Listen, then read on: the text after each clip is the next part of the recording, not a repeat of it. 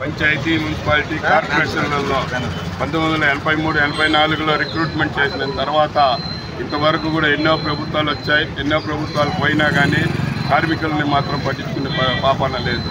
కావున బ్యాక్లాగ్ పోస్టులు తల్లిదండ్రులు చనిపోయి వాళ్ళు ఉన్నత స్థితికి ఉద్యోగాలకు పోయిన పోస్టులే బ్యాక్లాగ్ పోస్టు కింద క్లాస్ 4 ఎంప్లాయీస్ కింద పారిశుద్ధ్య కార్మికులు వేలాది జనాభా చనిపోయిన కారణం చేత ఖాళీ ఉంది కాబట్టి దాన్ని మేము భర్తీ చేయమని చెప్పి ఫస్ట్ డిమాండ్గా కోరుతున్నాం.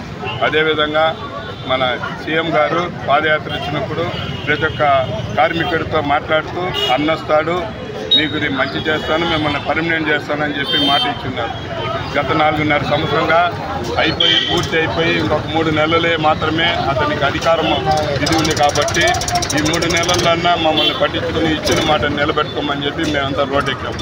గత 10-11 రోజుల నుంచి విజయవాడ, కడప, నెల్లూరు, అనంతపురం జిల్లాల్లో చేస్తున్నా మా పిలుపు లేటుగా వచ్చింది కాబట్టి మేము 3వ తేదీ నుంచి ఇది 3వ రోజుకి సమ్మె చేరుకుని అంబేద్కర్ చట్టం రాసిన అంబేద్కర్ గారికి అయ్యా చట్టంలో ఉండేటట్టుగా అణిగి ఉన్నటువంటి ఎస్సీ ఎస్టీలని ఈ యొక్క పారిశుద్ధ్య కార్మికుల్ని ఈ పని చేయగలిగిన వాళ్ళే కాబట్టి వాళ్ళని న్యాయంగా వాళ్ళని పర్మనెంట్ చేయాలని చెప్పి రోడ్ ఎక్కాం.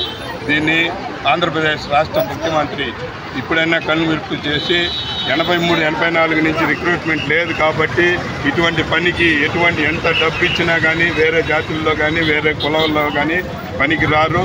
మీరు ఎప్పుడు చూసినా ఎస్సీ ఎస్టీ సప్లైల కింద వేల కోట్లు ఇస్తూ ఉన్నారంటే నిజమైన ఎస్సీ ఎస్టీలు మా కార్మికులే కాబట్టి దీన్ని గుర్తించుకొని మాకు న్యాయం చేయాలని చెప్పి 26,000 రూపాయలు కనీస వేతనం జీతం ఇచ్చి దాన్ని లాస్ట్ గ్రేడ్ కింద పరిమితి చేసుకొని మమ్మల్ని పర్మనెంట్ చేసి డిఏ హెచ్ఆర్ఏ డిఏలు కూడా ఇచ్చి మమ్మల్ని కాపాడాలని ఈ సభాముఖంగా తెలియజేస్తాం.